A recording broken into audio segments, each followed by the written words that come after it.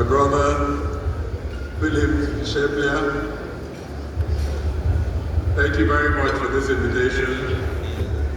The Amal Yanabo of the Grand Boni Kingdom, thank you very much, sir. They're sitting next to you, watching you with the corner of my eyes as you sit humbly, managing proceedings this evening. The representative of Mr. Governor, and of course, my Minister of State for Health, Dr. Tunji Alausa, distinguished guests, esteemed awardees, ladies and gentlemen, a very good evening to you. Thank you, Nigeria NLNG, for your kind invitation to this prize event for literature and science. And thank you for organizing this event for 20 years. Who would have thought that this prize would continue to thrive in a country where, unfortunately, many remarkable initiatives end even before they reach their full potential.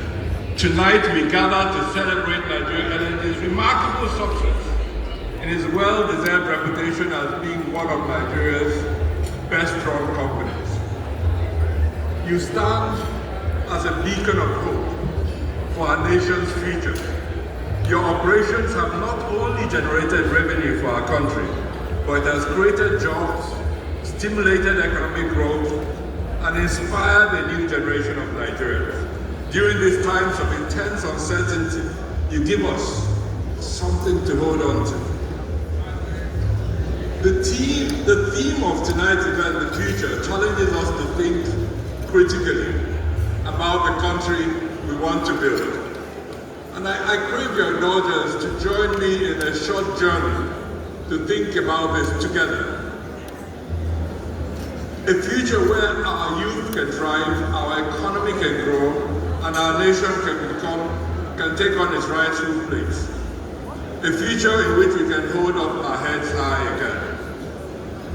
But before I talk about the future, let me just say a few words on literature and science, because those are the two awards we're celebrating today.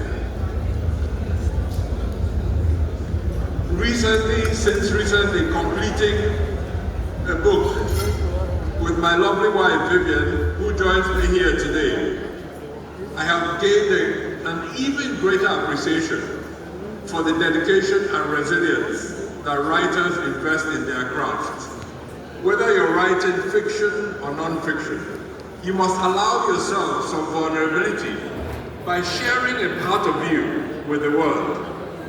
As we introduced this book around the world over the last 2 months, one of the first questions we were often asked, "You mean you wrote this with your wife?"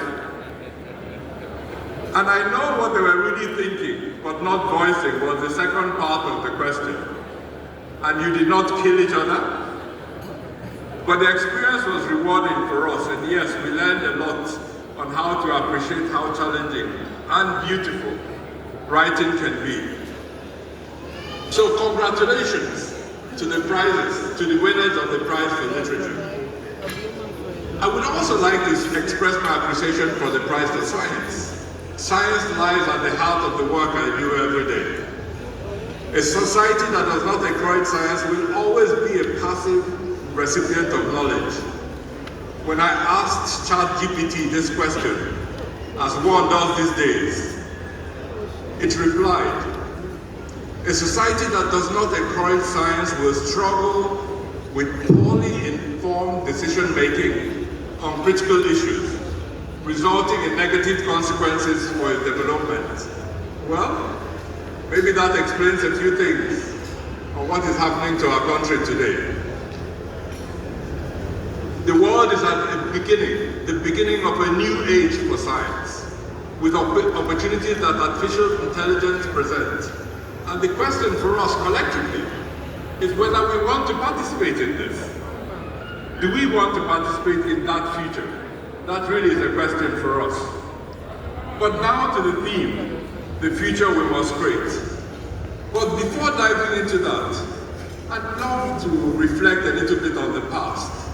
My past, especially in a small village, the then beautiful Nsukka campus of the University of Nigeria. My mother was in the arts, rising to become the first female professor on campus.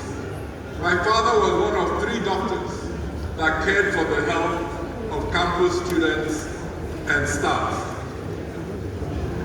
Tragically, after her tenure as Dean of Faculty of Arts, as they say, Nigeria happened to her, and we lost her in a car accident in 1991. But it was at this intersection between science and arts that I spent my childhood. The Nsukka campus in the 70s and 80s was an unbelievably idyllic environment. You can imagine the hills, the red sand, the playgrounds, and the warmth of the campus community.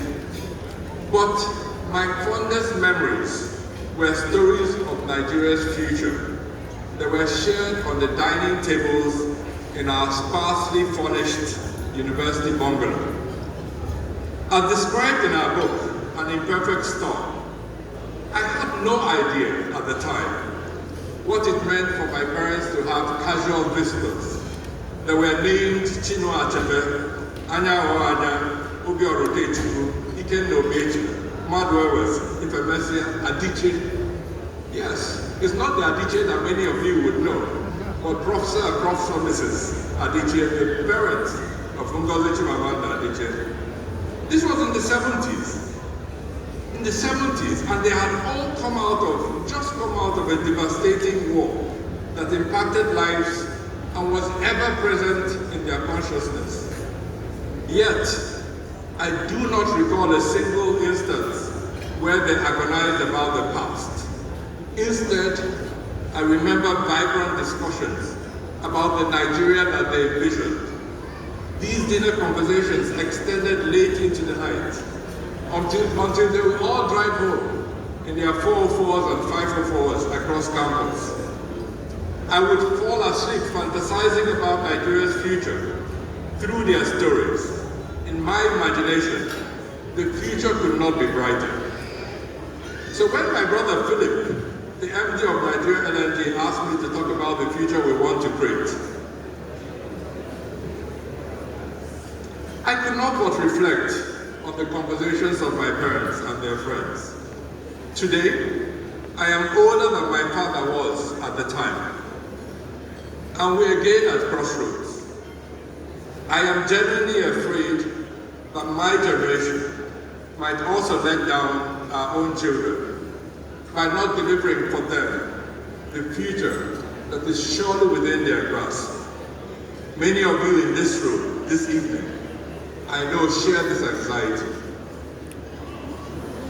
You share the anxiety that our own children, especially those privileged to have an education outside of Nigeria, may not feel as connected to our country as we do, because they have many more choices, and the world is pulling them in different directions. They neither have the post-independence or post-war optimism that drove many of us. Now, permit me to lay a foundation based on my more recent experiences. Let me state for the record that although I don't take my current role for granted, my greatest fulfillment definitely comes from serving my country as the Director General of the Nigeria Center for Disease Control.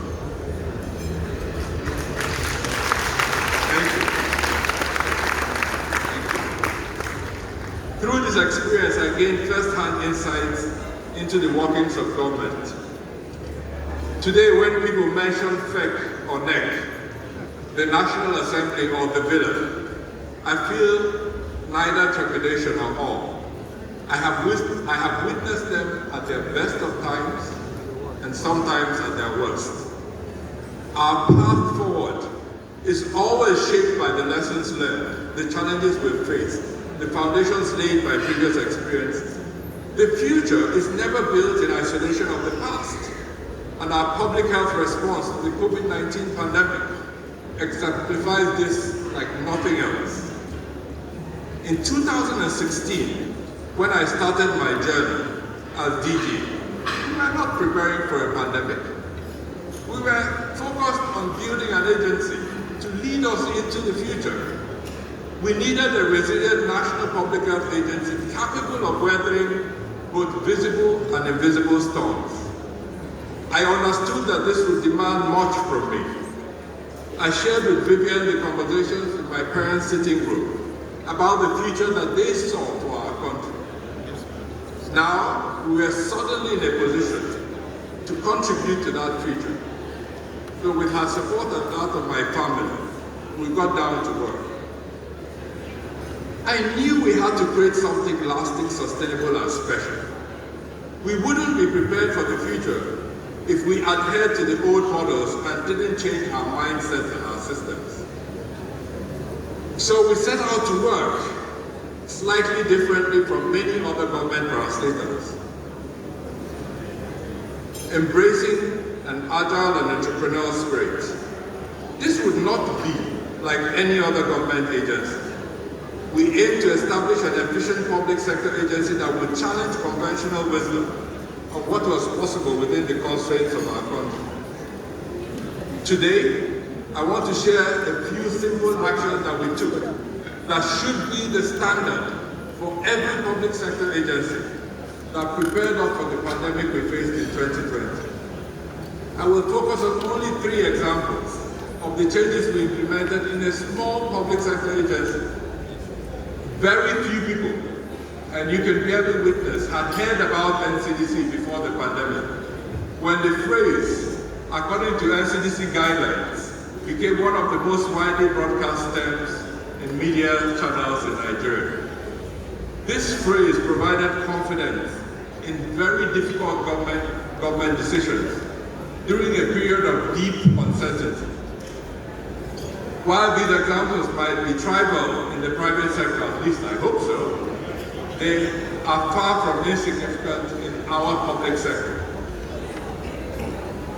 One of the first crucial steps we took in NCDC in 2016 was to build a digital infrastructure for long-term growth. Previously, NCDC had relied on paper-based processes and manual intervention. It lacked a website, it stored data in Excel sheets, and used Gmail and Yahoo emails for communication. When I arrived on my first day in NCDC, I told my team that I would not send a single email out of this parastatal from a Gmail account. They said to me, DG, it is not possible. This is not how we do it here. From wherever you have come, let's settle down and walk the way we walk in our country. However, we moved a few mountains and achieved this in a week. As well as building the foundation for a website, we transitioned all the staff in NCDC from personal emails to official NCDC email addresses, building a more professional and secure communications network. We developed a website from scratch, ensuring it was updated daily. Data became the cornerstone of all our operations. From there, we built an IT team in NCDC from the ground up, ensuring our data was securely stored and could be analyzed and acted upon anytime. This wasn't IT for technology's sake. Every team at NCDC recognized that data was essential for decision making. We transitioned all our processes from email to HR and financial management into a digital environment. I must confess, we didn't manage to fully transfer our procurement process to digital because we were not allowed to. But we instituted a digital tracking system for every folder. So from my office, I could tell exactly how many days every folder sat on anybody's desk in the parastatal I managed. We backed up all our data on a secondary system and made sure everyone recognized that this was not business as usual. To create a realistic digital environment for our future, we have to digitalize all government services. It is not rocket science. It can be done. We showed it can be done. I'm not talking about theory, I'm talking about something we implemented for 5 years in NCDC. However, this cannot be done by every agency on its own. Independently negotiating with Microsoft services and Amazon Web Services like we did, we could have significantly reduced the costs for the services we procured if we had procured as a federal government of Nigeria and not the small parastatal in the Ministry of Health. Secondly, so that's on digitalization. Secondly, we understood that to build trust with the Nigerian people and the global community, we had to establish an effective public health response to the threats we faced through clear, timely, and transparent communication. To achieve this, we invested in building a communications team. The team was made up mostly of young people, yes, and they were equipped and empowered to ensure that the public remained focused, reassured, and engaged.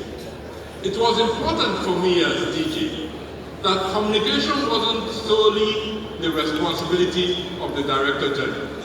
And you will see in many parastatals across the country that the only spokesperson that parastatal has is the Director General. We decided to break this norm. Staff at all levels needed the skills and the confidence to speak directly to the public that we serve. We prioritize media training for staff, understanding that effective communication goes beyond just delivering information. It was about building trust. We developed a team of spokespersons across all levels of the organization, from directors to mid-level and even junior staff, empowering them to represent NCDC on key issues. If an NCDC driver was stopped on the road, I expected them to communicate effectively on our mission, from the logo of the vehicle, to the uniforms that they wore, to the words that they spoke. This approach was not just about crisis communication, it was about gaining the trust of Nigerian people. We also recognize the importance of a strong social media presence. In today's world, traditional media alone isn't enough. Social media is not a personal preference. I hear some people, some of my colleagues saying, listen, I'm DG, but I don't do social media. Sorry, it's not really your choice. So we expanded our presence across all media channels. Our comm strategy was not just about relaying facts, but it aimed to foster a relationship between NCDC and the public, ensuring that people had confidence in the information that we shared. The third example is emphasizing the strengthening of our administrative capacity. Public health is not just about the expertise of specialists, it's about an entire ecosystem. It was essential that every team member, whether you're a lab technician, a driver, an administrative staff, performed his duties to the highest levels possible. So we developed a comprehensive onboarding system to help new staff to integrate into the culture that we were building and to develop values of excellence in all their positions. Recognizing the complexity of managing personal logistics, we implemented an efficient system for handling transfers, leave requests, and other administrative processes. This included streamlining workflows, ensuring timely approvals, providing transparency in all our operations. Although it seemed expensive at the time, we ensured that every member of staff that needed one had an official laptop to work with. And you would think that this is the norm in most public health sector agencies, ministries, and parastatals, but simply it is not. We also prioritize ongoing training and professional development for all staff, providing access to resources needed to stay current in their fields. Although we often relied on our partners to support and fund these initiatives, we maintain the momentum around what we're doing, encouraging staff to push themselves harder. We prioritize our financial management. One quick win was developing a best practice manual for robust financial management, which significantly improved our agility and the accountability operations. Now let me share an anecdote with you. You might be very surprised about it. In my first weeks in office, when I asked our accountant, a warm but old school colleague, to bring me the accounts of the Nigeria Center for Disease Control in 2016. 2016 is not that long ago. He brought this to me as handwritten notes. The account of a public parastatal was given to me literally written by hand. I was shocked, but I did not blame him. This was not his fault. It was not that he was failing the country, but our country had failed him. So we worked hard to improve our financial management systems and reporting processes, enabling us to respond quickly to emerging needs. By implementing transparent financial processes, we ensured that every donor, every partner could track how funds were utilized, building trust. I often remember the expressions of our partners when they came into my office. I would then call the accountant on. I would tell him to run the report. He will run the report in front of the partner, select the project, select the time frame, run the report, and show him exactly where we were. So, ladies and gentlemen, I thought to just give these 3 examples. I could share many more, but these 3 examples, our digital infrastructure, the opportunities in communication and administration, were not just about ticking boxes. They were about building a public sector parastatal capable of responding to today's challenges and leading us into the future. We were not just preparing for a pandemic, because we had no idea that a pandemic was coming. We were simply doing our work, the task that was given to us to build a new parastatal for the country. So when in 2020 we were hit by a pandemic, I'll be honest, no amount of preparation would have made us fully ready for the scale of that crisis. I cannot stand here and claim that our work alone prevented us from having some of the pandemic's worst impact.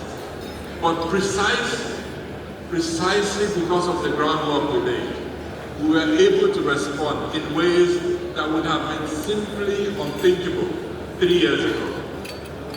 The digital systems that we built enabled us to track cases in real time.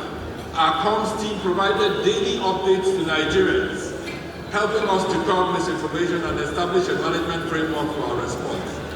It was the website that we developed in 2016 that turned out to be critical to hosting many services, including hosting our surveillance data and the travel portal that I'm sure many people in this room use, which enabled us to reopen our economy and to restart our country.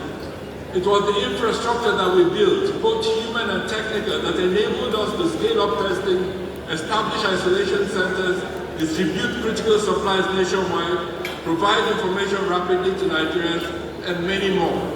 It was these investments 3 years before the pandemic that saved us from the shame that would have come to us as a country if we had not done those things without knowing that the pandemic was coming.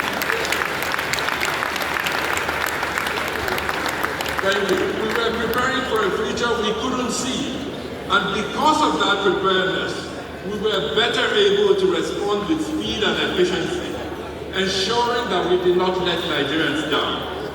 It wasn't perfect by any stretch of imagination. We made many mistakes, but we learned along the way. And the systems that we put in place held firm. Till today, Nigerians stop me across the world. After they greet me with this phrase, are you not the COVID man? They almost inevitably turn around and say to me, "Thank you for your service, DJ. You made us proud. Almost inevitably, I shed a few tears.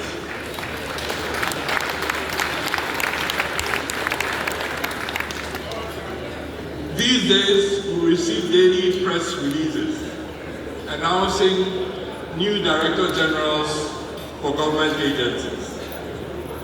I doubt if you ask any of them their priorities, they would mention digitalization, they would mention communication, they will mention management function. I have highlighted these three areas and the actions taken just to show that these priorities are well within the scope of NLNG and what you as Nigerians should expect from any government agency. I haven't spoken about the specifics of the work NCDC does because that's outside the remit of this evening. What I decided to show that it can be done. This can be done. We have to move away from a culture of low expectations for our agencies and their staff. When I asked my big and dear sister, Dr. Ngozi Okonjo-Iweala, for advice when I just started, she told me in her characteristic way, with her hand around my shoulders, Chikwe, she said, avoid the syndrome of this is how we do it in Nigeria. And she urged me to push the boundaries and to push the standards that you set for yourself. So, as I slowly round up, let me come back to the question that I was actually asked to answer and to talk about, of how we prepare for the future. Sadly, I don't have any Nobel Prize winning ideas. I can offer only two principles from my own experience in governance in Nigeria, but also from working around the world. Firstly, dear brothers and sisters, sadly, there's no shortcut. We must build ourselves the expertise we need to move forward. Whether it's the next pandemic, the next financial crisis, the next development crisis, the next flood, the next cyber attack, or just the next working day, we must seek and use the knowledge at our disposal. We need our A-team in all sectors. We need our A-team in all sectors. This is the story of NLNG. NLNG was built by Nigeria's A-team. If we don't find the A-team to build our country, we will not start. Sadly, ladies and gentlemen, there is no low-hanging fruit anymore. We cannot commission Julius Berger to do this for us. No discredit to Julius Berger. We have to look internally and externally amongst our fellow Nigerians to find our own A-team. The best people for every sector and every agency. We need to stop viewing expertise as something foreign, out of our reach, in every area of human endeavor. I can assure you, because I've worked with them, there are Nigerians making significant contributions everywhere around the world. We need them now, more than ever before. So let me tell you, some people tell me, when they meet me, they say, Chikwe, thank God President Buhari found you. I thank them and acknowledge the opportunity of divine intervention. But this is not a strategy for nation building. If we rely just on God to build Nigeria LNG, I wonder where we would end up. The intentionality with which NLNG was built, conceptualized and nurtured to where it is today, did not happen by chance. A very senior official in our government recently told a journalist on a channel that today is watched around the world. She was speaking too much English when she was asked about the status of an environmental impact assessment. Many laughed and waved it away. Can you imagine the message that sends to the world? Imagine if NLNG said, when it starts train 7, discarding the need for an environmental impact assessment. Like Fani Amu is famously quoted as saying, while coaching one of our national teams, we expect to wumble and fumble our way to the title. Sadly, brothers and sisters, we cannot wish greatness upon ourselves. We must do the grind. It is either we do it the short way or the long way. But whatever we decide to do, we are slow off the starting blocks. In Nigeria and around the world, exceptional Nigerians are doing remarkable things. I am sure you have many examples of them. To create the future we seek, we must bring in the talent that we are so blessed to have, to start work. And I am not saying this as a theoretical concept. We did it in NCDC. All that you experienced during the outbreaks, the lab, the travel portal, the supply chain, the digital infrastructure, the proactive communication, was not done by exotic consulting firms.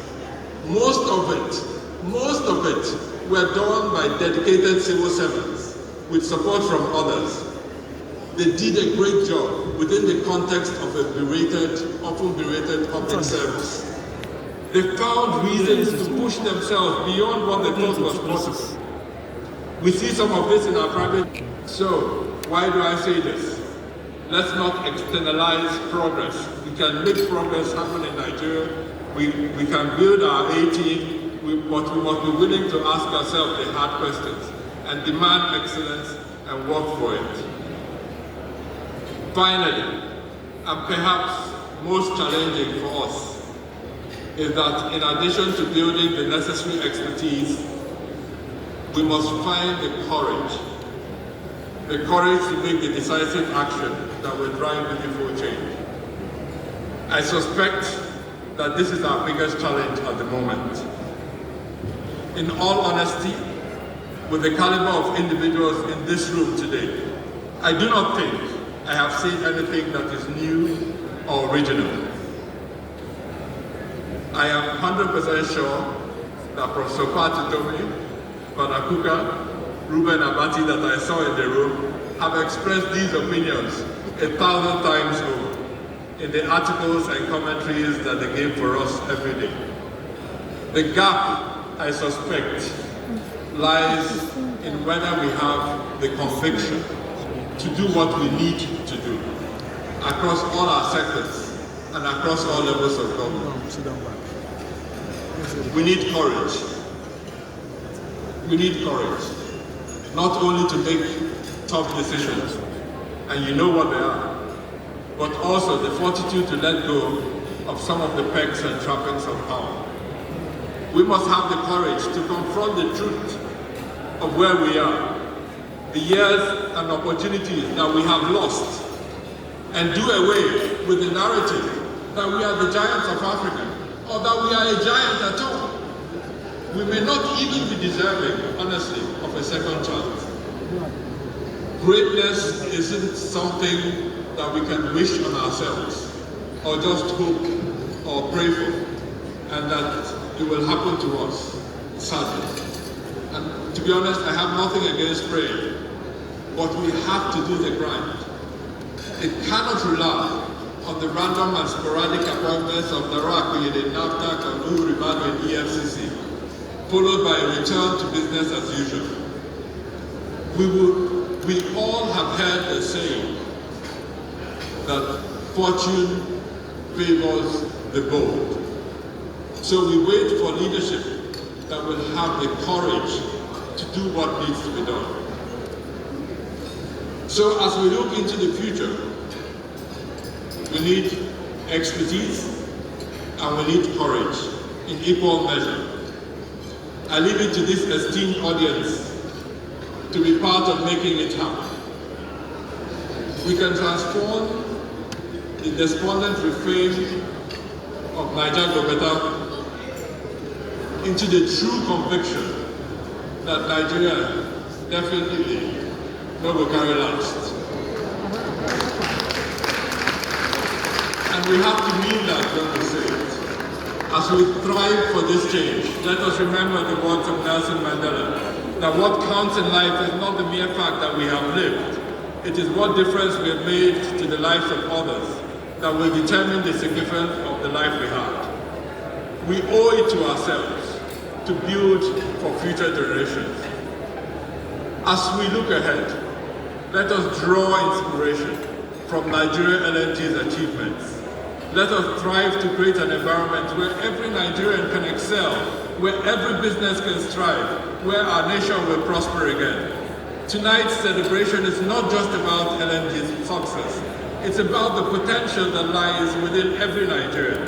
It's about the future we can build together. To Nigeria NLNG, I offer you my heartfelt congratulations. Your dedication to excellence and nation building is a shining example to all of us. To our awardees, I urge you to continue pushing the boundaries, breaking barriers, and inspiring others. To my fellow Nigerians, I ask you, what role will you play in shaping our future? Lastly, thank you, Philip. Thank you, Philip, for inviting me to give this keynote address at your prestigious grant award night. Celebrating LNG's 35th year of incorporation and 25 years of operation is truly a humbling experience for me. Let us unlock the future we deserve, a future where LNG's success is not an exception, but the norm. Thank you very much.